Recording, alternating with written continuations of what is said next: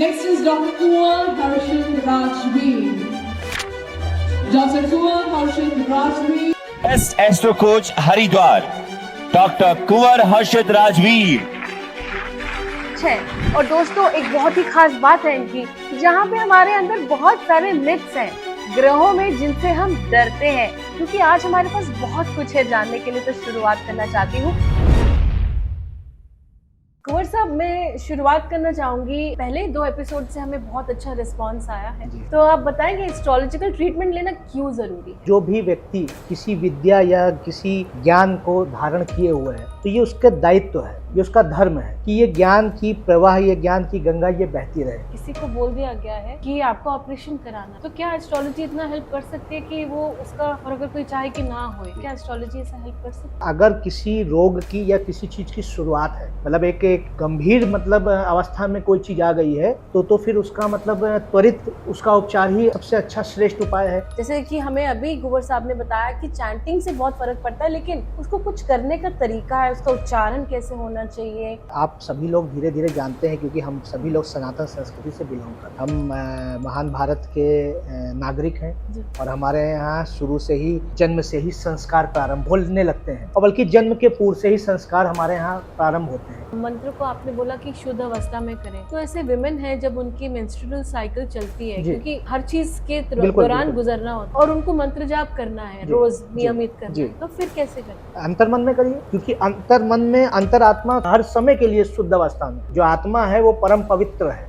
जैसे कि श्रावण का महीना है, तो इसमें कहा जाता है कि रुद्र अभिषेक कीजिए, बहुत ज्यादा बोला जाता है कि इससे अगेन आपकी काफी लाइफ चेंज हो सकती है। तो इनका महत्व बताइए और ये कैसे हो सकता है? कि आप जब भगवान शिव की आराधना करते हैं तो समस्त ग्रह आपसे वैसे भी प्रसन्न हो जाते हैं। आप पूरे ध्यान से, पूरी श्रद्धा से, विश्वास से आप भगवान शिव का रुद्राभिषेक कीजिए। सबसे पहले तो चंद्रमा सूर्य दोनों स्ट्रांग हो जाएंगे। और भी यज्ञ के बारे में जानना चाहते हैं कि और यज्ञ का क्या महत्व है? जैसे मैंने ये बताया आपको, वैसी महाभारत कालीन में द्रौपदी को आप जानती होंगी, तो द्रौपदी भी यज्ञ से जन्मी थी। द्रौपदी का जन्म ही हुआ था वो धर्म की स्थापना में सहयोग के लिए। उसी प्रकार भगवान श्री राम त्रेता काल में, उनको भी जो उनके पिता दशरथ जी थे, उन्होंने भी यज्ञ किया था। भगवान राम के रूप में उनको पुत्र की प्राप्ति हुई।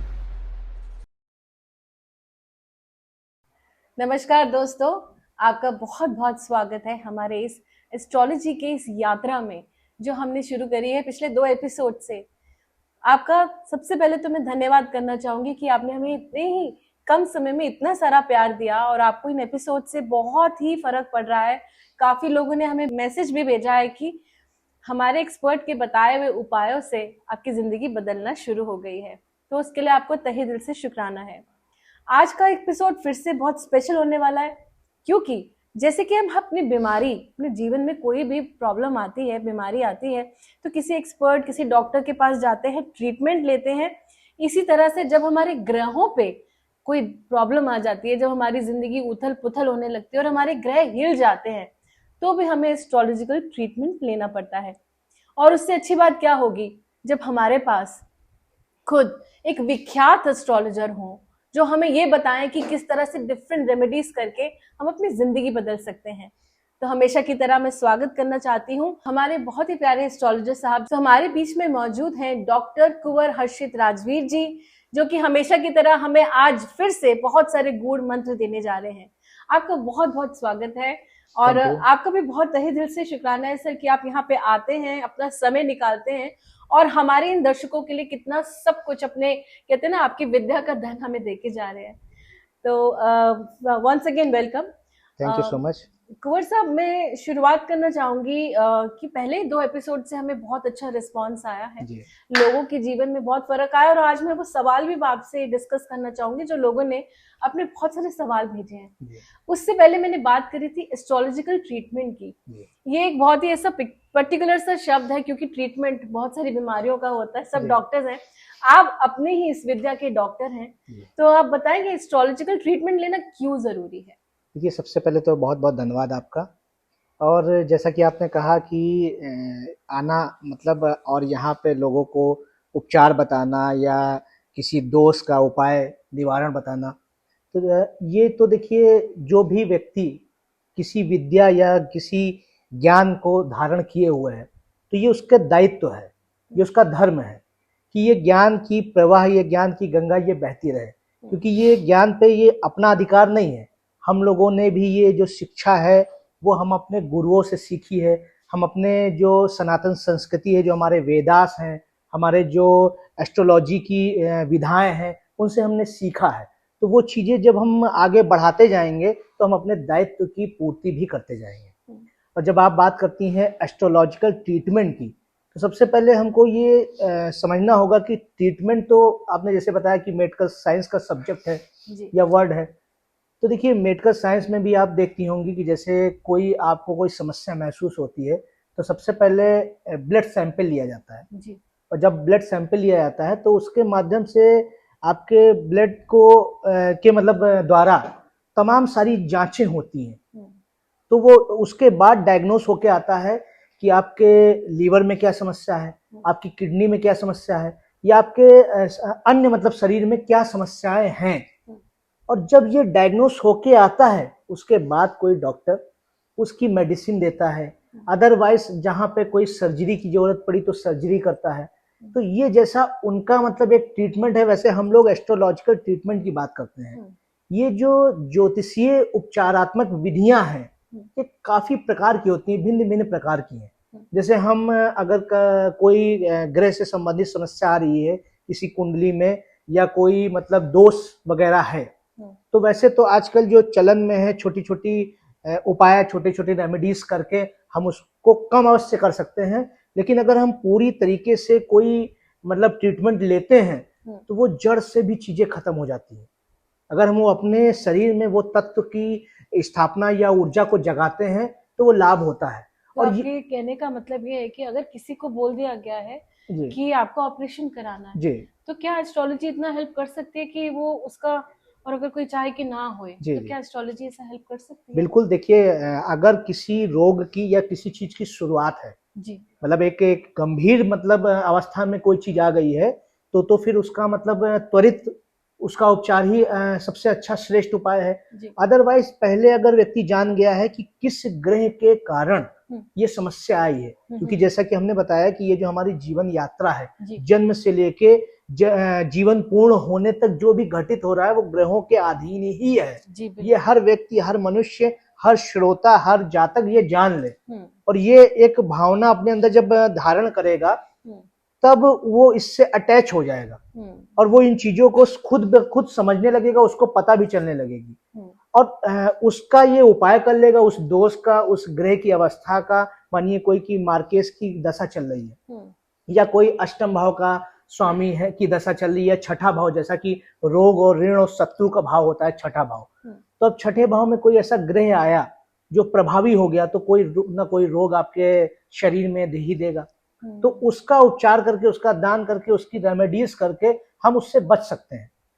अब जब हम बात करेंगे एस्ट्रोलॉजिकल ट्रीटमेंट की, तो एक जैसे कि मेडिकल साइंस में ट्रीटमेंट बहुत प्रकार के होते हैं, होम्योपैथ से भी होते हैं, आयुर्वेद से भी होते हैं, और हम लोग मेडिसिन मतलब जो है उससे भी करते हैं। और साथ ही साथ जैसे कोई गंभीर समस्या है तो हम सर्जरी भी करते हैं, मतलब डॉक्टर वगैरह करते हैं। इसी प्रकार हमारा एस्ट्रोलॉजिकल ट्रीटमेंट है वो कई प्रकार से होता है। सबसे पहले ये है कि जो एक अद्भुत मतलब चीज हम लोगों को प्राप्त है, हमारे ऋषि मुनियों ने हर समस्या के समाधान के लिए हमको मंत्रास दिए हैं। अगर हम मंत्र की चैंटिंग करेंगे तो ये निश्चित जान लीजिए कि उससे बहुत लाभ होता है, क्योंकि वो मंत्र हैं जो हमारे शरीर में वो वाइब्रेशन उत्पन्न करते हैं। उस वाइब्रेशन के साथ हमारे शरीर में नए नए तत्व, नए नए अम्ल रस उत्पन्न होते हैं और वो रस उन भावों को, उन भावनाओं को या उन स्मृतियों पे अपना प्रभाव छोड़ते हैं। और ये जो हमारे आपके मतलब जीवन में जो समस्याएं आती हैं वो स्मृतियों के आधार पे आती हैं। अगर हम अपनी स्मृतियों को चेंज कर सकते हैं या उसको दबा सकते हैं या उसको जगा सकते हैं तो वो निश्चित जान लीजिए कि उससे परिवर्तन होना तय है।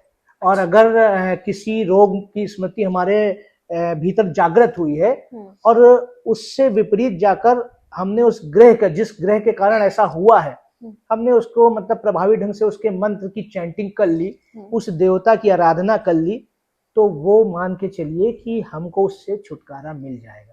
अरे बहुत खूब बात करी आपने जी, कि ये बात दर्शकों के लिए जानना बहुत जरूरी है कि अगर आपके शरीर में, आपकी जिंदगी में कोई ऐसी तकलीफ आ रही है तो मंत्रों की चैंटिंग से, जैसे कि हमें अभी गुवर साहब ने बताया कि चैंटिंग से बहुत फर्क पड़ता है, लेकिन उसको कुछ करने का तरीका है, उसका उच्चारण कैसे होना चाहिए, कितनी बार होना चाहिए, उसकी क्या स्पीड रहनी चाहिए, या मतलब कितनी तेज होनी चाहिए, ध्वनि कैसे होनी चाहिए, इन सब के बारे में। देखिए, सबसे पहले तो मतलब आप सभी लोग धीरे धीरे जानते हैं, क्योंकि हम सभी लोग सनातन संस्कृति से बिलोंग कर रहे हैं जी। हम महान भारत के नागरिक हैं और हमारे यहाँ शुरू से ही, जन्म से ही संस्कार प्रारंभ होने लगते हैं, और बल्कि जन्म के पूर्व से ही संस्कार हमारे यहाँ प्रारंभ होते हैं। प्रथम संस्कार ही गर्भाधान संस्कार है। 16 संस्कार की हम लोगों के यहाँ व्याख्या है और हमारे वेदों में इसकी व्याख्या है। तो हमारे वहाँ तो वैसे भी देखिए 16 संस्कार की बात होती है, और प्रथम संस्कार तो हमारे जन्म के मतलब पूर्व ही प्रारंभ हो जाता है, जब ये मान के चलिए कि जीवात्मा हमारी माता के गर्भ में प्रवेश करता ही है, तभी से संस्कार प्रारंभ हो जाते हैं। तो तिथियां, योग, संस्कार ये तो हमारे जीन में है, हमारे भारतवर्ष में है, आध्यात्म सनातन संस्कृति में है। तो ये मान के चलिए कि इस पे हमारा जो बिलीव है वो मतलब अच्छा खासा है और चीजें हम लोग पहले से जानते हैं, लेकिन फिर भी भाई हमारा बताने का दायित्व है, और जो लोग नहीं इन चीजों से जुड़ पाए हैं वो भी इन चीजों से जुड़ें और समझें। तो जब बात आती है मंत्रास की कि कब मतलब ये मान के चलिए कितनी चैंटिंग करें और किस मतलब ध्वनि में करें या मतलब अंतर्मन में करें, तो वैसे तो ये मान के चलिए कि जब आप शुद्ध अवस्था में हो तब ध्वनि में किए हुए मंत्र का लाभ होता है, मंत्रोच्चारण का लाभ होता है। मगर जब आप ऐसी अवस्था में हैं, कहीं बिजी हैं, कोई ऑफिस का काम कर रहे हैं या किसी के साथ बात वगैरह कर रहे हैं या अदर चीजें कर रहे हैं, तब आप अंतर्मन में भी मंत्रास की चैंटिंग कर सकते हैं बिना ध्वनि के। साथ ही साथ जब आप किसी मंत्र या किसी मतलब उससे रिलेटेड आप चीजें प्रारंभ करते हैं, तब नियम यह है कि हमारे यहाँ 27 नक्षत्र हैं, और ऐसा माना जाता है कि जो हमारी पृथ्वी 360 डिग्री जो रेडियस है उसकी, उसमें ये मान के चलिए वो 27 नक्षत्रों में बटी हुई है। हर नक्षत्र को उतना ही भाग प्राप्त है। तो ये अवस्थाएं हैं कि, और हर नक्षत्र के 4 चरण हैं। तो ये आमतौर पे आपने सुन रखा होगा कि इस मंत्र की चैंटिंग 108 टाइम जी वो इसी वजह से है कि 27 नक्षत्रों के चारों चरण को वो मतलब समझ लीजिए उससे एनर्जी मतलब कनेक्ट हो, वो चीजें प्राप्त हो। अब हम हर नक्षत्र के माध्यम से, उसके हर चरण के माध्यम से अगर हम 108 टाइम कोई भी चीज करते हैं तो वो लाभ होता है। अगर आप माला भी पहनते हैं तो कहते हैं 108 दाने की माला पहनिए, रुद्राक्षी या अन्य मतलब किसी भी मतलब उसकी पहनते हैं। ये चीजें हैं हमारे यहाँ। साथ ही साथ जब हम किस ग्रह की या किस मतलब जो है देवता की हम आराधना करें या मंत्र का जाप करें, तो जो योग कारक है हमारी कुंडली में, या जो मतलब ये मान के चलिए हमारे इष्ट देव हैं, हम उनकी आराधना करते हैं। इष्ट देव हमको हमारे मतलब भाग्य के स्वामी हैं, हमारे कर्ता धर्ता हैं। जैसे कि आप अभी दूर बैठे किसी अपने रिलेशन मतलब जो है रिलेटिव की जो है वो बात करते हैं या उनसे बात करके उनसे हेल्प लेते हैं, वो दूर बैठे हैं, वो इतनी जल्दी आपके हेल्प के लिए नहीं आ पाएंगे। लेकिन आप एक पड़ोसी से या अपने बगल के रिलेटिव से कोई हेल्प मांगते हैं तो वो तुरंत आ जाएंगे। यही हमारे इष्ट देव का मतलब जो है लॉजिक है कि हम अपने इष्ट देव की आराधना करेंगे, उनके मंत्रों का जाप करेंगे, या जो चीज हमको प्राप्त करनी है। जैसे व्यक्ति धन से समस्या में है, धन नहीं है उसके पास, तो वो माता लक्ष्मी के मंत्र की जब चैंटिंग करेगा तो माता लक्ष्मी के मंत्र का वाइब्रेशन उसके शरीर में उत्पन्न होगा। वैसी भावना, वैसी चेंजेस उसके मस्तिष्क में आएंगे और वो उपाय भी उसको प्राप्त हो जाएंगे और वो रास्ते उसके लिए बनते चले जाएंगे। मंत्र इतने ज्यादा प्रभावी होते हैं, वातावरण को मतलब पवित्र कर देते हैं मंत्र, भावनाओं को पवित्र कर देते हैं।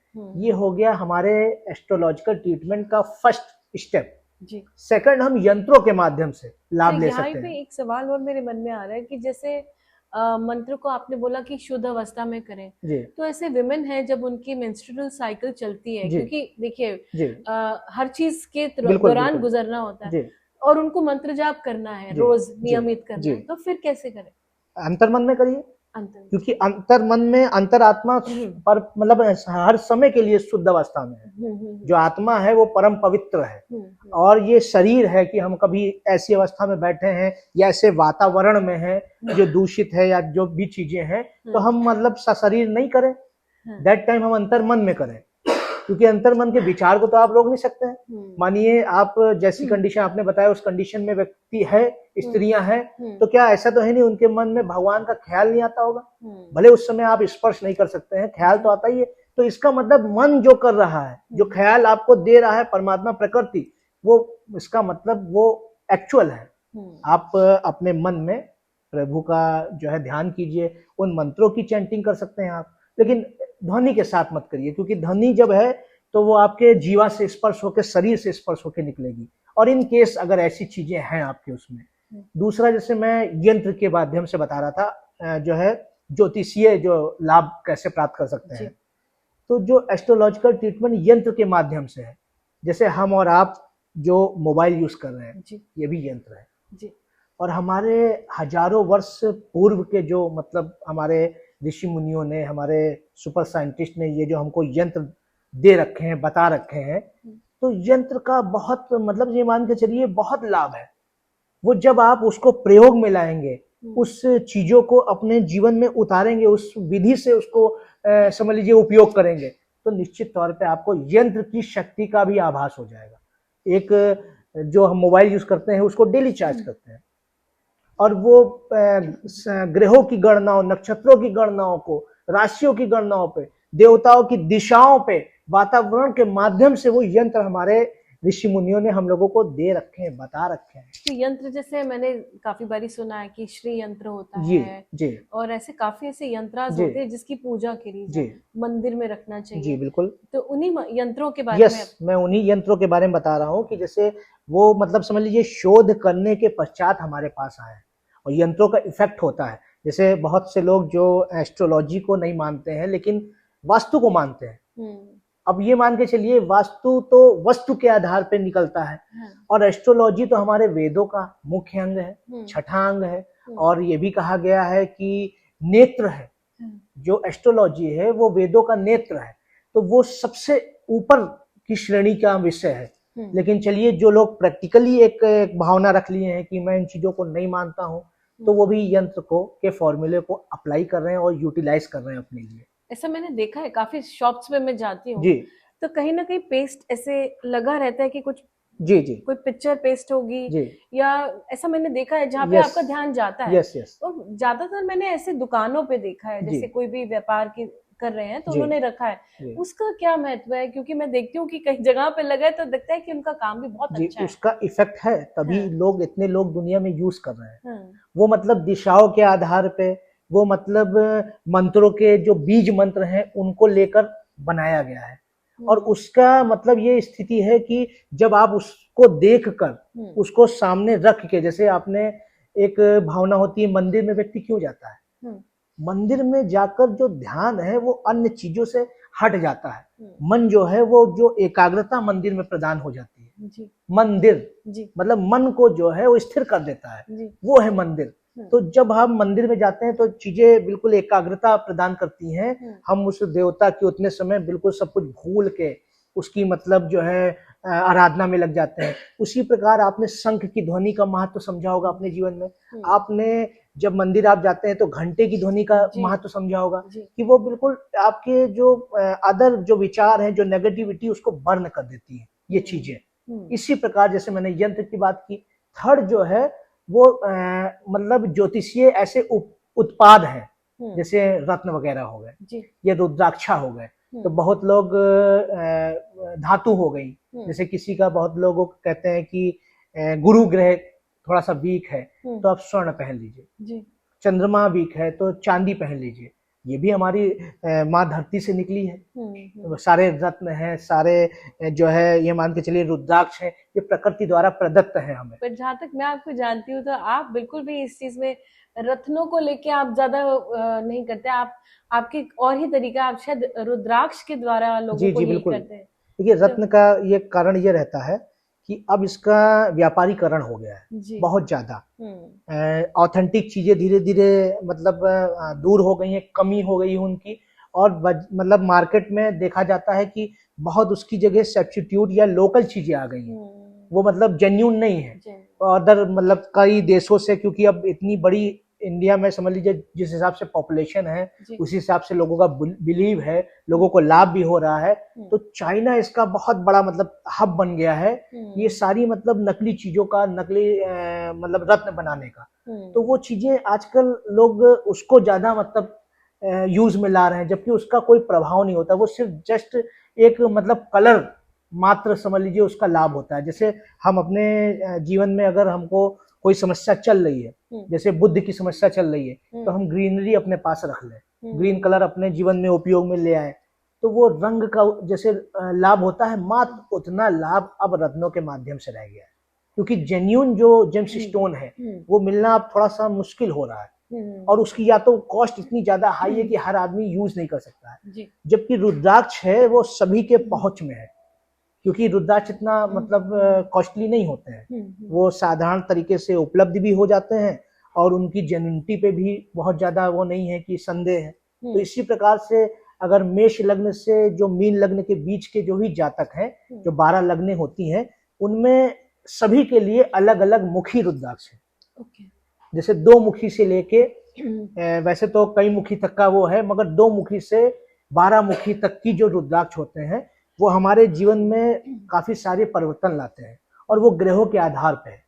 जैसे 2 मुखी रुद्राक्ष है तो जिसका चंद्रमा वीक है, जिसकी मन एकाग्र नहीं रहता है, व्यक्ति बहुत ज्यादा मायूस रहता है, चिंताएं बहुत रहती हैं, ओवर थिंकिंग है, नेगेटिव थिंकिंग है, या बहुत जल्दी किसी को से बहुत भावुक हो जाता है, सेंटिमेंट बहुत जल्दी आ जाते हैं, वो 2 मुखी रुद्राक्ष धारण कर ले।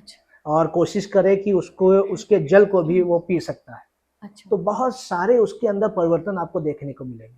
और जो भी चीजें हैं, एक बार भाई आपका उससे कोई नुकसान तो है नहीं जी, आप एक बार उपयोग में लाइए जी। जितने भी दर्शक हैं, जो लोग देख रहे हैं, जो इस एपिसोड को सुन रहे हैं, वो चीजों को प्रैक्टिकल करें। जब आप प्रैक्टिकल करेंगे तो खुद ब खुद आपको पता चलेगा कि हाँ, चीजें जिनसे हमको लाभ हुआ है वो शाश्वत विद्या का मतलब विषय है, जो हमारे धर्म से निकली हुई चीजें हैं। तो वो जब यूटिलाइज करेगा व्यक्ति तो खुद ब खुद समझ जाएगा। उसी प्रकार 3 मुखी रुद्राक्ष है। अब जैसे कि कोई मेष लग्न का जातक है या कोई वृश्चिक लग्न का जातक है जिनका स्वामी मंगल है, तो वो 3 मुखी रुद्राक्ष यूज करें।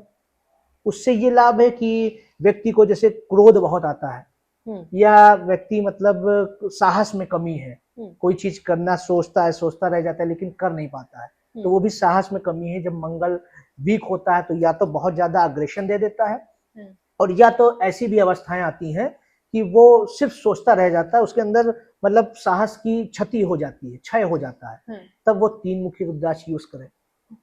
इसके मतलब आधार पे ये मान के चलिए मंगल ग्रह मजबूत हो जाएगा। अच्छा। और ये 3 राशियां, 3 लग्न मैंने आपको बता दिया। एक तो ये मान के चलिए कि चंद्रमा के लिए, एक ग्रह के लिए, और कर्क लग्न वालों के लिए ये 2 मुखी रुद्राक्ष सबसे अच्छा है। और आपका मेष और वृश्चिक के लिए 3 मुखी। अब जब हम बात करेंगे 4 मुखी रुद्राक्ष, तो 4 मुखी रुद्राक्ष जितने भी बुद्ध से पीड़ित व्यक्ति हैं, बुद्धि उनकी बहुत कम चलती है, याद नहीं रहता है, बच्चे इसको पहन सकते हैं। जिनका पढ़ाई में मन नहीं लगता वो सब लोग 4 मुखी रुद्राक्ष यूज करें। 4 मुखी रुद्राक्ष यूज करने से गणपति भगवान की कृपा होती है आप पे, और शिक्षा के क्षेत्र में, प्रतियोगिता के क्षेत्र में आपको आशा से अधिक सफलताएं भी प्राप्त होती हैं। और जो भी मिथुन या कन्या राशि के जातक हैं, मिथुन या कन्या लग्न के लोग हैं, वो सभी 4 मुखी रुद्राक्ष यूज करके ये अपना एस्ट्रोलॉजिकल ट्रीटमेंट ले सकते हैं। वैसे ही इसके बाद हम बात करते हैं सिंह, ये मान के चलिए लग्न या सिंह राशि की। तो सिंह लग्न या सिंह राशि के लिए वैसे तो 1 मुखी रुद्राक्ष की व्याख्या की गई है, लेकिन 1 मुखी रुद्राक्ष वास्तव में होता ही नहीं। ये एक मतलब हम लोगों का खाली एक विषय है कि 1 मुखी, वो ज्यादातर वो मतलब कह सकते हैं कि फेक ही आता है, वो चीजें आपको नहीं मिलेंगी। उसके लिए या तो आप 3 मुखी लीजिए या तो 12 मुखी रुद्राक्ष वो यूज में ला सकते हैं। जितने भी सिंह लग्न के जातक हैं, सिंह लग्न के लोग हैं, और सूर्य जिनका कमजोर है, जिसको मतलब समाज में करता बहुत कुछ है, लेकिन वो ख्याति प्राप्त नहीं होती है। सम्मान से लोग परेशान रहते हैं कि मुझे सम्मान की प्राप्ति नहीं हो रही है, बहुत सारे एफर्ट किए लेकिन हमको वो डिग्निटी, वो चीज़ें हमको नहीं प्राप्त हुई समाज में। और राजनीतिक क्षेत्र के लोग भी इसका इस्तेमाल कर सकते हैं 12 मुखी का। ये आपके सूर्य को स्ट्रॉन्ग करने के लिए। अब हम बात करते हैं शुक्र के लिए। तो शुक्र के लिए 6 मुखी रुद्राक्ष है। तो जितने भी वृष लग्न या तुला लग्न के लोग हैं, ये आप 6 मुखी रुद्राक्ष यूज कीजिए। 6 मुखी रुद्राक्ष से माता लक्ष्मी का भी आशीर्वाद मिलता है, शुक्र भी स्ट्रांग होता है और लग्जरी भी आपके पास आएगी। जितने लोग लग्जरी के लिए परेशान हैं कि ये गाड़ी लेना चाहते हैं, ये अपना घर बनवाना चाहते हैं, भूमि भवन वाहन संबंधी चीजें चाहते हैं, वो 6 मुखी रुद्राक्ष यूज करें। या शुक्र से रिलेटेड है कि उनका मतलब गर्लफ्रेंड से बार बार ब्रेकअप हो जाता है, बार बार रिलेशन उनके खराब हो जाते हैं, तो 6 मुखी रुद्राक्ष उनके लिए एक बेहतर उत्पाद हो सकता है। जैसे ज्योतिषीय उत्पाद है, तो ये उत्पाद हो सकता है कि भाई इससे हमको लाभ प्राप्त होगा। उसके बाद मकर और कुंभ राशि की बात करें, इसके स्वामी शनि है। तो मकर और कुंभ राशि या लग्न के जितने भी लोग हैं, उनको 7 मुखी रुद्राक्ष उनके लिए बेस्ट है। 7 मुखी रुद्राक्ष वो यूज करेंगे तो पहली बात तो वो मतलब क्रियाशीलता उनके अंदर बढ़ेगी, शनि से रिलेटेड तत्व आएंगे और धन भी उनके पास आएगा। ये हो गया, मतलब ये हमारी पूरी 12 राशियों पे, जिसमें धनु और मीन राशि के लिए गुरु उनके स्वामी है, तो गुरु के लिए 5 मुखी रुद्राक्ष आप यूज कर सकते हैं। तो इस तरीके से ज्ञान की वृद्धि करता है, लोगों को चीजें मतलब कहते नहीं है कि बहुत अल्प लोग चीजें मतलब जो आगे बढ़ नहीं पाते हैं, या कोई चीज जीवन में मतलब तैयारी कर रहे हैं, किसी कंपटीशन की तैयारी कर रहे हैं, तो गुरु ग्रह इसी का स्वामी है। तो ये मान के चलिए कि अगर वो 5 मुखी रुद्राक्ष यूज करते हैं तो उसका लाभ होता है उनको। ये हो गया हमारे उत्पादों में, जैसे आपने बताया कि रत्न का जो एक रत्न ना मतलब बताकर रुद्राक्ष के लिए है, तो रुद्राक्ष से आपको ये सारे लग्नों के लोग लाभ ले सकते हैं। मैं यहाँ पे दर्शकों को फिर से बताना चाहती हूँ कि देखिए कितने सरल उपाय हैं यहाँ पे, और यहाँ पे फिर से हमारे एक्सपर्ट साहब, हमारे एक्सपर्ट एस्ट्रोलॉजर ने यही बताया कि रत्न अभी आज के टाइम में आप देखिए तो शायद आपको ऑथेंटिक रत्न ना भी मिले, लेकिन आपके पास बिल्कुल ये रुद्राक्ष अवेलेबल है। और कौन सी राशि के लिए कौन सा रुद्राक्ष सही रहेगा, ये आप लिख लीजिए, जान लीजिए, इस वीडियो को ध्यान से देख लीजिए और जरूर अपनी लाइफ में अपनाइए, क्योंकि बहुत छोटे छोटे उपाय हैं, ये बहुत अच्छे से आपकी जिंदगी बदल देगी। और भी बहुत उपाय हैं, जैसे कि मैंने देखा एस्ट्रोलॉजिकल ट्रीटमेंट में, मैंने यज्ञ देखा कि यज्ञ बहुत करते हैं, और पुराने टाइम से ही बहुत यज्ञ पे बहुत ज्यादा जोर दिया जाता था। तो क्या आज के वक्त में भी है? जैसे कहा जाता है कि जैसे कि श्रावण का महीना है, तो इसमें कहा जाता है कि रुद्र अभिषेक कीजिए, बहुत ज्यादा बोला जाता है कि इससे अगेन आपकी काफी लाइफ चेंज हो सकती है। तो इनका महत्व बताइए और ये कैसे हो सकता है? देखिए, रुद्राभिषेक का बहुत महत्व है, क्योंकि आप जब भगवान शिव की आराधना करते हैं तो समस्त ग्रह आपसे वैसे भी प्रसन्न हो जाते हैं। आप पूरे ध्यान से, पूरी श्रद्धा से, विश्वास से आप भगवान शिव का रुद्राभिषेक कीजिए। सबसे पहले तो चंद्रमा और सूर्य दोनों स्ट्रांग हो जाएंगे। जब भी आपकी जन्मलग्न कुंडली में चंद्रमा और सूर्य दोनों स्ट्रांग होते हैं, तो एक तो मन को बलि करता है, मनोबल व्यक्ति के पास प्राप्त हो जाता है। दूसरा आत्मा को बलि करता है, आत्मबल प्राप्त होता है। किसी भी चीज, किसी भी कार्य को कर पाने में जो सक्षमता होती है वो आत्मा से आती है। और किसी भी चीज को सोचने में, यूनिक आइडिया या उस पर बने रहने में, लोगों के आमतौर पे आपने देखा होगा कि विचार आते हैं, किसी कार्य को करने की योजना आती है, फिर वो उसको भूल जाते हैं या उसको नकार देते हैं। तो उसके लिए चंद्रमा उनका कमजोर होता है। जब भी भगवान शिव की आप पूजा करेंगे तो आपके अंदर एकाग्रता आएगी, आपका जो डेडिकेशन है अपनी अचीवमेंट्स को लेके या अपने गोल को लेके, वो आप बिल्कुल उस पर समझ लीजिए एक तरीके से एक योद्धा की भांति आप अपना प्रदर्शन करेंगे। ये सबसे ज्यादा समझ लीजिए लाभकारी है। और श्रावण मास तो वैसे भी सबसे पवित्र है जी। तो इस समय भगवान शिव अपने द्वार खोल के बैठे हैं, अपनी आंख नेत्र खोल के बैठे हैं। आप उनके प्रति अपनी श्रद्धा भावना रखिए। उनको किसी विधि या किसी जो है उत्पाद या किसी चीजों की वैसे जरूरत नहीं है, लेकिन फिर भी 9 ग्रहों की जो मतलब ये मान के चलिए तत्व होते हैं, उनको लेकर भगवान शिव पर जब आप अर्पित करते हैं तो 9 ग्रह आपको लाभ देते हैं। 9 के 9 ग्रह, जैसे अगर आपको चंद्रमा को लेके आपको प्रसन्न करना है और भगवान शिव के चरणों में आप अर्पित करना चाहते हैं तो आप दूध से रुद्राभिषेक शुरू कीजिए और ओम सोम सोमाय नमः का जाप कीजिए और रुद्राभिषेक कर दीजिए। आप मंगल को मतलब स्ट्रॉन्ग करना चाहते हैं तो आप गुड़ या शहद आप भगवान शिव को अर्पित कर सकते हैं, उससे रुद्राभिषेक कर सकते हैं। शनि के लिए काले तिल की बात कर सकते हैं। बुध के लिए वैसे तो बेलपत्र है, बेलपत्र का बहुत महत्व है, लेकिन आप जो दूपी घास आती है, दूर्वा घास, उसको भी अर्पित कर सकते हैं भगवान शिव को। वैसे ही बृहस्पति के लिए आप चने की दाल हो गई। हल्दी अर्पित करना भगवान शिव को वर्जित है। अच्छा। ऐसा माना गया है कि हल्दी जो है वो श्रृंगार का मतलब जो है उत्पाद है और भगवान शिव वैरागी हैं, तो इसलिए आप हल्दी ना करके चंदन कीजिए, पीला चंदन आप कर सकते हैं जी। इसी तरह शुक्र के लिए आप शक्कर कर सकते हैं और इत्र कर सकते हैं शुक्र के लिए। तो और शनि के लिए हो गया, राहु के लिए आप धूप बत्ती अर्पित कर सकते हैं। केतु के लिए आप केतु से संबंधित जैसे कि आपने मानिए हरी कोई मतलब धूपी घास भी फायदा होती है, आप रुई का दीपक जला के भगवान के आरती कर सकते हैं, उससे केतु शांत होंगे आपके। तो इसी प्रकार ये 9 ग्रह, 9 ग्रहों को प्रसन्न करने के लिए श्रावण मास में आप उनके सभी मतलब ग्रहों के तत्वों के साथ आप उनका रुद्राभिषेक कीजिए, पूजा कीजिए, स्वतः कीजिए। कोई नियम कोई बंधन से ना कीजिए, सभी नियम सभी बंधन से परे हैं भगवान भोलेनाथ। वो भोलेनाथ हैं, आपके भाव देखेंगे, आपसे प्रसन्न हो जाएंगे। और जो आपने जैसे बात की, जो हम लोगों के यज्ञों के बारे में आपने पूछा, तो यज्ञों का महत्व हमारे यहाँ सतयुग के समय से है जी। और जो चारों युगों में इसकी मतलब महानता और इसकी पराकाष्ठा रही है। आपको यज्ञ की जब आपने बात की है तो मैं एक छोटी सी कहानी कह लीजिए या अपने जो हमारी सनातन संस्कृति का जो एक भाग है वो मैं आपको बताता हूँ।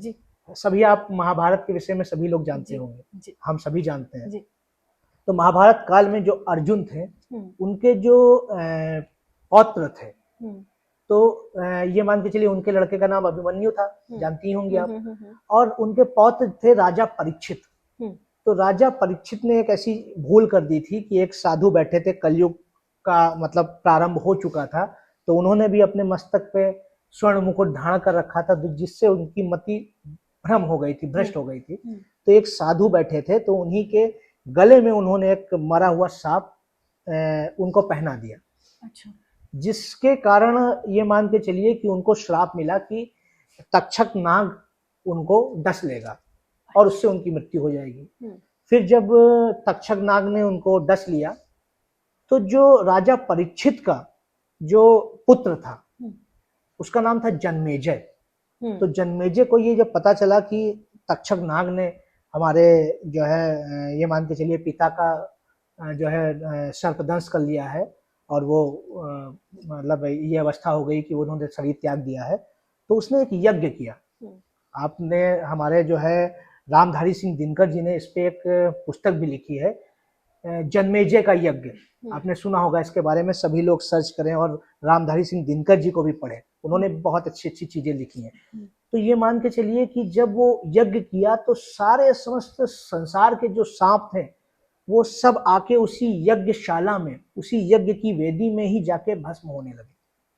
और जब ये अवस्था धीरे धीरे आगे बढ़ी तो जो तक्षक नाग था वो भी एक ऐसा मतलब आकर्षण पैदा हुआ यज्ञ में कि वो भी धीरे धीरे उसी यज्ञ वेद में आने लगा। क्योंकि तक्षक नाग को जो स्वर्ग के अधिपति हैं इंद्र का आशीर्वाद प्राप्त था, उनकी सहायता प्राप्त थी, तो वो उनकी रक्षा करने के लिए आए। तो तक्षक नाग ने, चूंकि यज्ञ में इतना वेग था कि वो उनको आकर्षित कर रहा था, तो उन्होंने इंद्र के सिंहासन को जकड़ लिया। और ये कहा जाता है, ये हमारे जो है पुराणों में ये मतलब गाथाएं हैं कि वो इंद्र के सिंहासन के समेत उस यज्ञ ने तक्षक नाग को घसीट लिया। अच्छा। तब जो है नाग वंश की जो माता थी मनसा, माँ मनसा, तो उन्होंने अपने पुत्र आस्तिक को भेजा जन्मेजय को समझाने के लिए। अच्छा। और फिर जब आस्तिक ने जन्मेजय को समझाया तो जन्मेजय ने उस यज्ञ को संपन्न किया, समाप्त किया। तक्षक ने माफी मांगी। फिर तब जाके तक्षक ने, चूंकि आस्तिक ने उनकी रक्षा की थी मां मनसा के पुत्र की, तब तक्षक ने आस्तिक को आशीर्वाद दिया, कहा कि आज के बाद जब भी आपका कोई नाम लेगा, किसी मुसीबत में फंसा है और कोई सर्प उसके पीछे पड़ा है या उसको डसने जा रहा है, तो आस्तिक नाम लेने वाले को भी सर्प दंश नहीं करेगा या उसका जहर नहीं उसके फैलेगा। आस्तिक नाम लेने से ऐसी हमारे यहाँ ऐसी कथाएं हैं। अच्छा। जैसे हमारे यहाँ विवरण है कि आस्तिक नाम लेने से वो मतलब सर्प उनके समीप नहीं आता है। कितनी ऐसी बातें हैं जो हमें पता ही नहीं है, और जी। आपने ऐसा दर्शकों के लिए कितना कुछ इन्फॉर्मेशन यहाँ पे आप हमारे लिए लेके आए हैं। बहुत अच्छा लग रहा है। और भी यज्ञ के बारे में जानना चाहते हैं कि और यज्ञ का क्या महत्व है। देखिए, यज्ञ का जैसे मैंने ये बताया आपको, वैसी महाभारत काल में ये मान के चलिए द्रौपदी को आप जानती होंगी जी। तो द्रौपदी भी यज्ञ से जन्मी थी।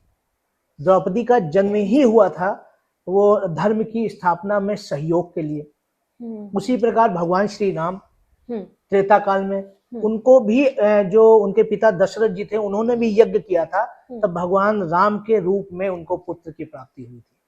तो ये सारे बेनिफिट हैं। और जैसे भी जब बहुत बड़ी समस्या कोई आ जाए तो यज्ञ समझ लीजिए आपके लिए बहुत बड़ा मतलब समझ लीजिए एस्ट्रोलॉजिकल ट्रीटमेंट है।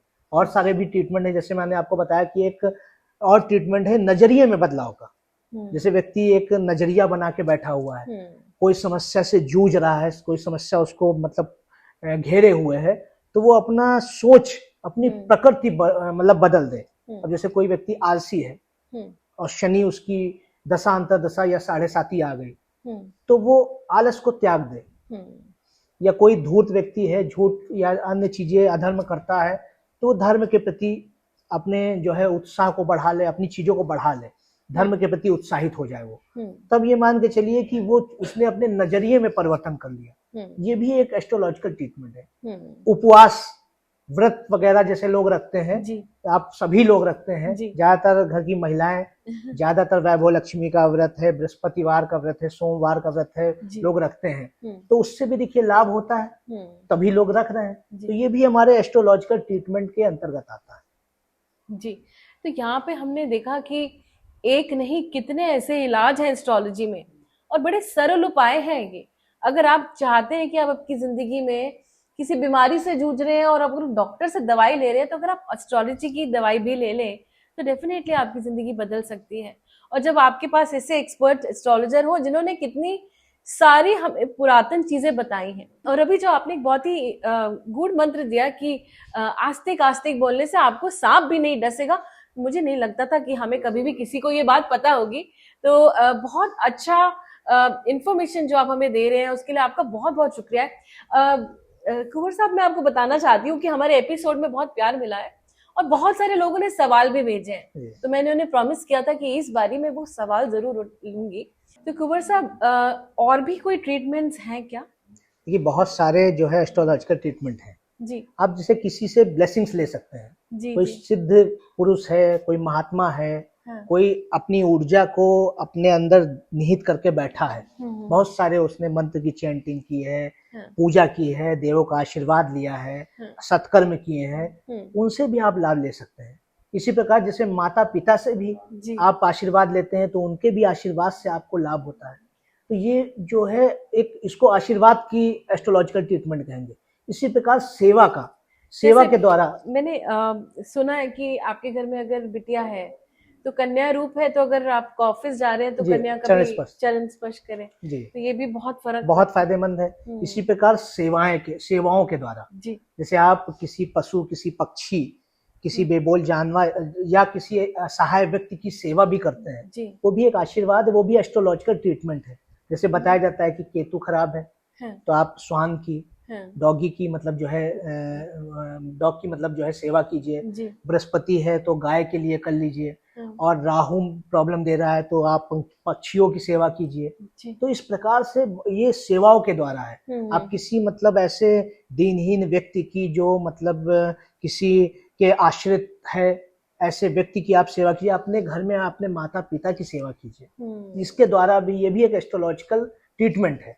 इसी के साथ साथ जो धार्मिक अनुष्ठानों की बात हो रही थी, धार्मिक अनुष्ठानों के माध्यम से हम बहुत चीजें लाभ ले सकते हैं। हमारे वेदों में, हमारे उपनिषदों में, हमारे पुराणों में, हमारे धार्मिक ग्रंथों में इसका जिक्र है। सारे उपाय, सारी चीजें हमारे यहाँ बताई गई हैं, और अगर हम उनको फॉलो करते हैं, उन चीजों को करते हैं, उनके उपाय करते हैं, तो बहुत जल्दी हमको लाभ की प्राप्ति होती है और हम समस्याओं से निकल आते हैं। तो मैंने सुना है कि कुछ रंग भी बहुत अच्छा रोल प्ले करते हैं, कि रंगों के द्वारा भी हम काफी बिल्कुल। देखिए, रंग चिकित्सा होती है। रंगों का, जैसे हमारे 9 ग्रह हैं, सभी को अपना अपना रंग प्राप्त है। बृहस्पति है तो येलो कलर है, बुध है तो ग्रीन कलर है, और हमारा जो है मार्स है, मंगल है तो रेड कलर है, सैटर्न है ब्लैक कलर है, शुक्र है व्हाइट कलर है, चंद्रमा के लिए व्हाइट कलर है, और सूर्य के लिए भी हम लाल और सफेद दोनों का ही उपयोग करते हैं, तो लाभ होता है। तो रंगों के द्वारा भी, जैसे किसी का मानिए बुध खराब चल रहा है, तो वो व्यक्ति जैसे क्यारियों में पानी देता है, जो मतलब पेड़ों में, पौधों में पौधे लगाता है, उनकी सेवा करता है, तो बुध आपका अच्छा हो जाता है, बुध स्ट्रांग पोजीशन में आ जाता है। तो ये सारी चीजें जो है रंग चिकित्सा यही कह सकते हैं। अक्सर ये आपने देखा होगा कि लोग बोलने में थोड़ा सा हिचकिचाते हैं, बोलने की बहुत अच्छी क्षमता नहीं, या अक्सर उनकी जबान वगैरह लगती है, तो बुध का दोष होता है। चंद्र बुध कहीं ना कहीं इन्वॉल्व है, तो ऐसे व्यक्ति ज्यादातर सफेद और हरे रंग का प्रयोग करें, तो वो बहुत जल्दी लाभ होगा। इसी प्रकार आध्यात्मिक उपचार है कि जैसे हम मेडिटेशन करते हैं, मानिए कोई ऐसे ग्रह की महादशा आपकी चल रही है, अष्टमेश की महादशा चल रही है, या त्रिक भावों की महादशा चल रही है, आपकी जन्म लग्न कुंडली में जो 6ठा, 8वां और 12वां भाव होता है तो थोड़ा सा कष्टकारी होता है, तो उसकी महादशा चल रही है, तो आप मेडिटेशन कीजिए, ये आध्यात्मिक उपचार है। आप किसी मतलब ऐसे आश्रम या सिद्ध स्थान की पूजा कीजिए, उसके दर्शन कीजिए, उसकी जो एक बड़ी वाइब्रेशन है, बड़ी एनर्जी है, ऊर्जा का जो परम स्रोत है, उसके जब समीप जाएंगे तो वो ऊर्जा कहीं ना कहीं आपसे भी कनेक्ट होगी, तो ये आध्यात्मिक उपचार हो गया। और फिर कुछ लोग जो आजकल टोटके बताते हैं, तो उसको मैं आध्यात्मिक उपचार या एस्ट्रोलॉजिकल ट्रीटमेंट नहीं मानता हूँ, लेकिन बहुत लोग उस टोटकों की बात करते हैं कि यहाँ पे मतलब कुछ दबा दिया, यहाँ ये कर दिया, यहाँ उतार दिया, तो ये भी कुछ हद तक कार्य तो करते ही करते हैं, लेकिन उनसे जो श्रेष्ठ जो मैंने अन्य एस्ट्रोलॉजिकल ट्रीटमेंट बताए हैं वो काफी ज्यादा प्रभावी है। बहुत ही आपने सरल उपाय बताए हैं, इतने सरल ट्रीटमेंट्स हमें यहाँ पता चले। दर्शकों, अगर आप चाहते हो कि आपको ये ट्रीटमेंट्स, अगर आप किसी बीमारी या किसी ऐसी चीज से जूझ रहे हो, ये बहुत ही सरल उपाय हमें यहाँ पता चले हैं। अगर अपने रंगों के द्वारा या अपने बड़ों की सेवा के द्वारा आप अपनी जिंदगी बदल सकते हैं, तो आई थिंक ये कुछ मुश्किल नहीं है। एस्ट्रोलॉजी में ऐसी बहुत अच्छी, एस्ट्रोलॉजी एक ऐसी साइंस है जहाँ पे हमारे पास बहुत सारी ऐसी उपलब्धियां हैं जिनसे आप अपनी जिंदगी बदल सकते हैं। अब जैसे कि मैंने आपको बताया था कुंवर साहब की आपके एपिसोड्स ने धमाल मचाई, और हमारे पास बहुत सारे ऐसे लोगों के सवाल भी आए। बहुत सारे लोग पीड़ित हैं और एस्ट्रोलॉजी में बिलीव करते हैं, तो अब आपके पास सवाल मैं बताती हूँ। सबसे पहला सवाल आया है अनुराग जी का, जो कि मुंबई से जुड़े हैं हमारे साथ। उनके पास कुंडली नहीं है और वो भगवान में बहुत विश्वास रखते हैं, काफी उपाय कर चुके हैं, 1 साल से बहुत परेशान है। अब वो आपसे इस बात का उपाय चाहते हैं कि क्या करें।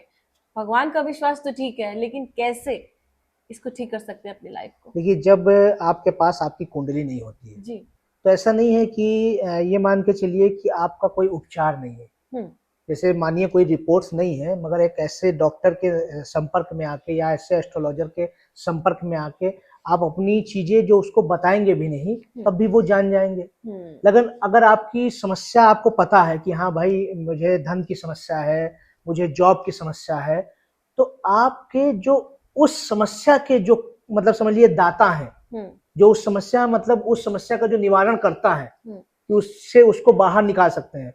जैसे मानिए लोगों को पास धन की समस्या है, जैसे आपने अनुराग जी का बताया कि आर्थिक तौर पे बहुत परेशान है, तो ये एक बहुत अच्छा उपाय है जिनके पास कुंडली नहीं है, और जो लोग ये मान के चलिए कि बहुत जल्दी सोचते हैं कि कोई लाभ नहीं हो रहा है मुझे, और वो अपनी चीजों से विमुख होने लगते हैं, तो वो अष्टलक्ष्मी का नाम ले।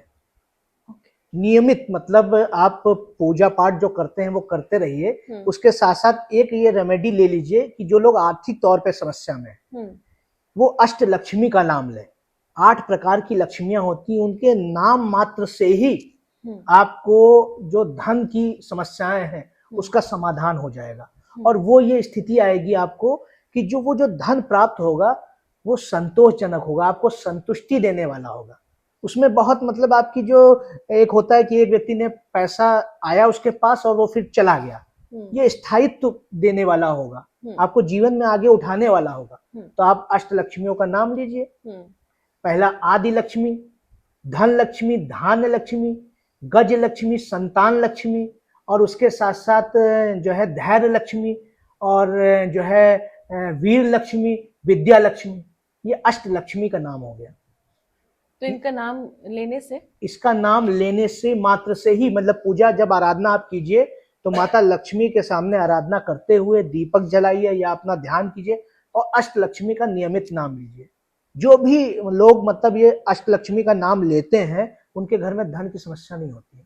तो ये कितनी बार लेना चाहिए, दिन में कितनी बार चैंट करें? आप 11 टाइम से प्रारंभ कर सकते हैं। आपको लाभ हो रहा है आप 21 टाइम करिए, आप 51 टाइम करिए। और कोई समय बंधा है इसके समय प्रातः काल पूजा के समय शुद्ध अवस्था में जी। पहले गणेश जी की पूजा कीजिए, उसके बाद अष्टलक्ष्मी का नाम ले लीजिए। तो वो 8 प्रकार की लक्ष्मी हो गई। जी। धन लक्ष्मी हो गई, धैर्य लक्ष्मी हो गई, आदि लक्ष्मी हो गई, और उसके साथ साथ विद्या लक्ष्मी हो गई, गज लक्ष्मी हो गई, संतान लक्ष्मी हो गई। सारी जो लक्ष्मियां हैं वो अष्टलक्ष्मी का नाम आपको लेना है। हर प्रकार से आपको धन की प्राप्ति, संतुष्टि की प्राप्ति, विद्या की प्राप्ति होगी।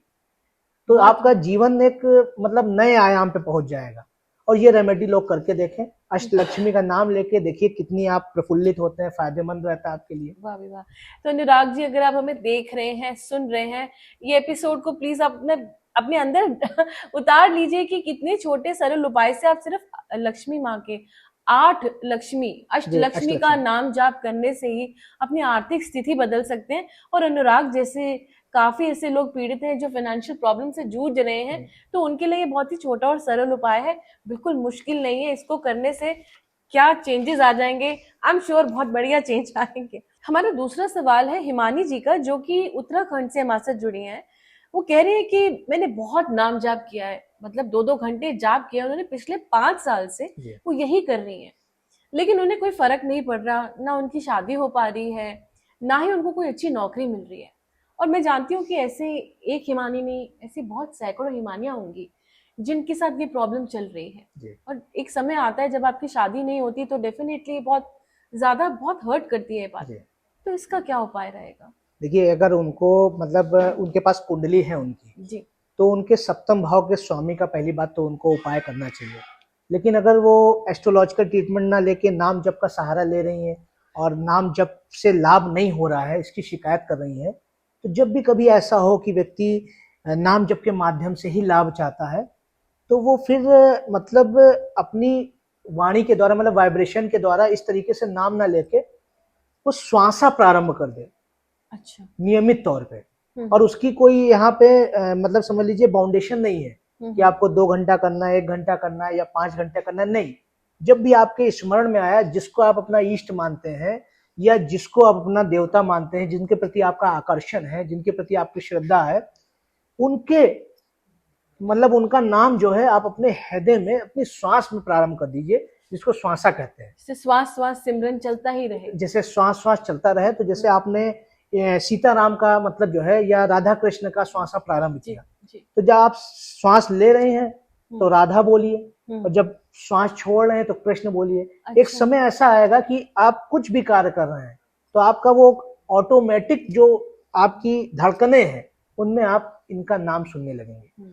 और जब हृदय में ही वो ऊर्जा का परम स्रोत आके बैठ जाएगा तो आपकी सारी इच्छाओं की पूर्ति हो जाएगी। मानिए खाली आप नाम जब मुख से कर रही हो, विचार कहीं और जा रहा हो, यहाँ तो विचार भी उनके चरणों से बंध जाएगा और वो विचार आपके जो कार्य हैं, आपकी जो इच्छाएं हैं, आकांक्षाएं, महत्वाकांक्षाएं, उनकी पूर्ति हो जाएगी। बहुत ही बढ़िया। ये चीजें हैं कि अगर हम कहीं से भाषा से नहीं जुड़ पा रहे हैं तो हम भावों से जुड़ जाए।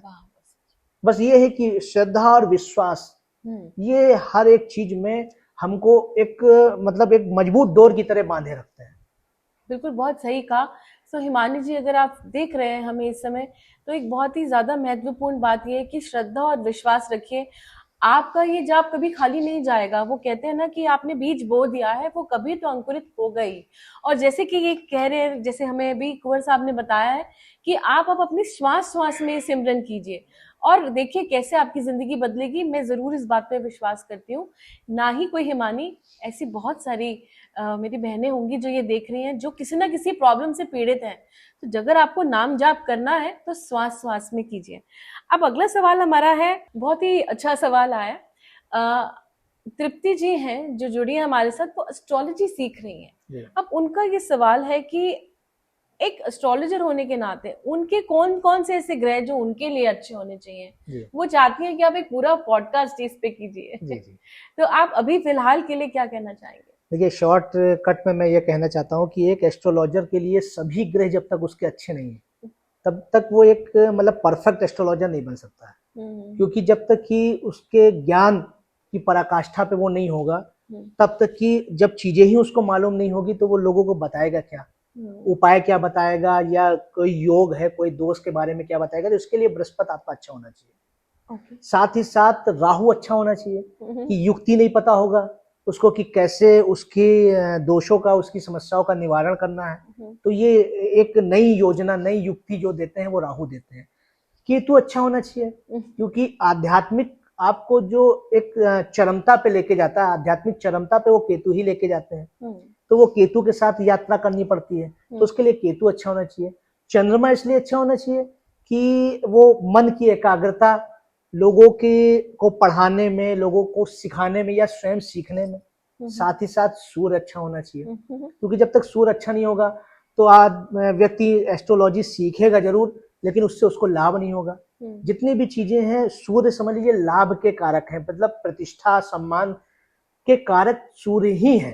तो उसके लिए सूर्य अच्छा होना चाहिए। साथ ही साथ मंगल स्ट्रांग होना जरूरी है। अब मानिए कोई आपके पास कोई क्लाइंट आया, अब आपने बहुत ढुलमुल रवैये से उसको बताया कि हाँ अच्छा ये रेमेडी कर लो, और उसने मानिए बताया कि नहीं तो मैं ये भी कर सकता हूँ, तो आपके अंदर चूंकि एक स्टैंड लेने की क्षमता नहीं है जो कि मंगल देते हैं, तो आप कह देंगे अच्छा ये भी कर लो, अच्छा ये भी कर लो, तो वो कंफ्यूज हो जाएगा। तो इसीलिए अगर वो एक एस्ट्रोलॉजर बनना चाहती हैं और प्रिपरेशन कर रही हैं, वो एस्ट्रोलॉजी सीख रही हैं, तो उनसे कहिए कि आप 9 ग्रहों की पूजा कीजिए, 9 ग्रहों की आराधना कीजिए और उन सबको प्रसन्न करके एक अच्छे एस्ट्रोलॉजर की भूमिका अदा कीजिए और एक अच्छे एस्ट्रोलॉजर की यात्रा प्रारंभ कीजिए। तो यहाँ पे मेरा एक सवाल आता है, श्री राम या श्री कृष्ण को भी, उनके भी सारे ग्रह तो ठीक नहीं थे। हम एक आम इंसान होके कैसे अपने सारे ग्रहों को ठीक कर सकते हैं? हम यहाँ प्रसन्न करने की बात कर रहे हैं जी। हम वो क्या लेके आए हैं, हाँ। वो क्या चीजें प्राप्त हुई हैं, वो उसका, क्योंकि अब जब आपने श्री राम और भगवान कृष्ण की जो ग्रहों की बात की, वो ग्रहों की लीला समझाने के लिए ही हमको आए। हमको ये हम नहीं समझ पाते हैं, हम लोग ये भूल कर देते हैं कि हम उनकी समस्याओं की का जिक्र करते हैं। उनकी समस्याओं में हमारा दर्शन है। वो जो भगवान श्री राम ने वनवास काटा, जो भगवान श्री राम ने अपने दायित्व का निर्वहन किया, अपने पिता के द्वारा दिए वचन का पालन किया, वो दर्शन है एग्जैक्ट में। अगर आप कायदे से बात करेंगे तो वो दर्शन है। वो दर्शन हमको ग्रहों के माध्यम से मिला कि आप अगर ये मान के चलिए कि आपके इस भाव में ये ग्रह बैठा है, जैसे भगवान श्री राम के चतुर्थ भाव में जो है वो बृहस्पति बैठा था। तो जैसे आपने जब दर्शन की बात की भगवान राम या कृष्ण के, तो वो मतलब ये मान के चलिए कि वो हमको यही बताते हैं कि हम उनसे सीखते हैं, ना कि हम उनकी मतलब पूजा, उनकी वास्तविक पूजा यही है कि हमें उनके जो कर्म हैं, जो उनकी जीवन लीलाएं हैं, उनसे हमको सीख लेनी। तो वो चीज ये नहीं है कि उनके ये ग्रह खराब थे, ग्रह तो उनके अधीन थे जी।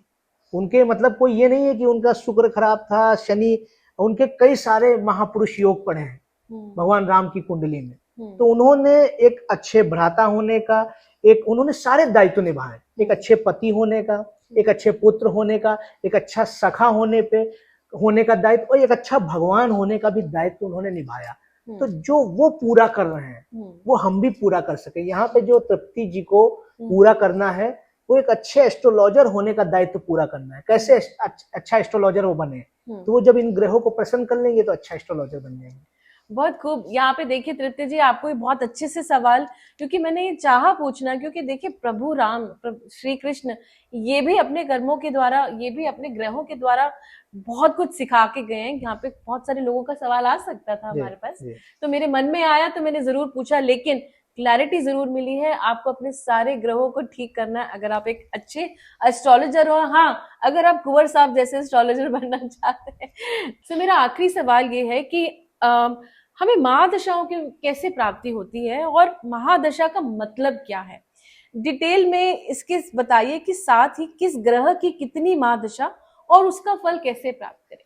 देखिए, वास्तव में तो जब हम महादशाओं के बारे में बहुत डिटेल में बात करेंगे काफी टाइम इसमें लग जाएगा। लेकिन शॉर्टकट में मैं ये बताता हूँ कि जो महादशाएं हमको प्राप्त होती हैं वो हमारे जन्म के समय में जब चंद्रमा जिस नक्षत्र में होता है उसके आधार पर हमको महादशाओं की प्राप्ति होती है।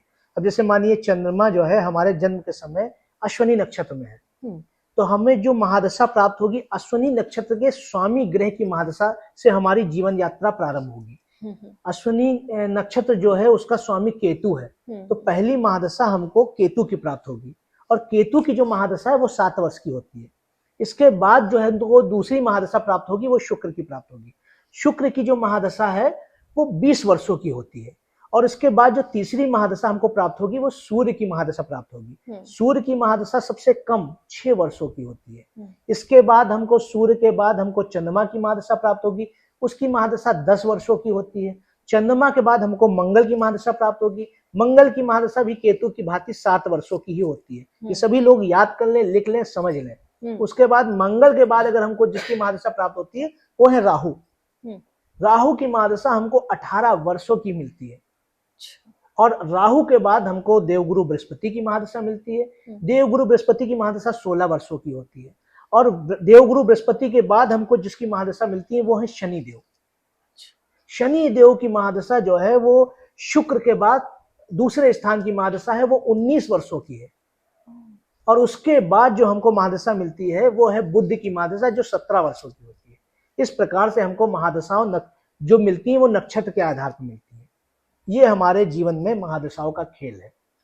तो काफी मतलब ऐसा सब्जेक्ट है जिसके लिए आई थिंक हमें एक पूरा एपिसोड इसी पे ही लगेगा समझने के लिए, क्योंकि 19 साल अगर शनि की महादशा है तो क्या वो अच्छी रहती है, क्या क्या उस 19 सालों में आपके जीवन में उथल पुथल हो सकती है। तो ये काफी डिटेल स्टडी है। और क्योंकि समय की पाबंदी है, मेरे मन में एक सवाल है, जबकि वो सवाल के साथ मैं ये एपिसोड ओवर करूंगी कि मांगलिक होना क्या है। कितने आपके जो आपकी इसमें कुंडली में लिखा है कि आप मांगलिक हैं, और उसके साथ बहुत सारे क्वेश्चन मार्क्स आ जाते हैं। तो मैं इसी के साथ ये एपिसोड खत्म करूंगी, क्योंकि मैं चाहती हूँ कि अगले एपिसोड में हम इसके बारे में विस्तार से बात करें। आपका बहुत बहुत धन्यवाद कुंवर साहब, आपने इतने अच्छे से हमें सब कुछ एक्सप्लेन किया। और दोस्तों, मैं अब ये एपिसोड, क्योंकि समय की पाबंदी है, इस एपिसोड में आखिरी बात बोलती हुई जा रही हूँ कि हम अगले एपिसोड में बात करने जा रहे हैं एक बहुत बड़ा टैबू हम सबके दिमाग में होता है कि ये मांगलिक क्या है, और इस बारे में हम कुंवर साहब से बहुत डिटेल में बात करेंगे। और आपको लगता है कि आपके भी कुछ सवाल है तो प्लीज देर मत लगाइए, आप इस दिए गए नंबर या आप हमें कमेंट सेक्शन पे भेज सकते हैं अपने सवाल। तब तक के लिए, जैसा मैं हमेशा कहती हूँ, स्वस्थ रहे, खुश रहे एंड स्टे ब्लेस्ड।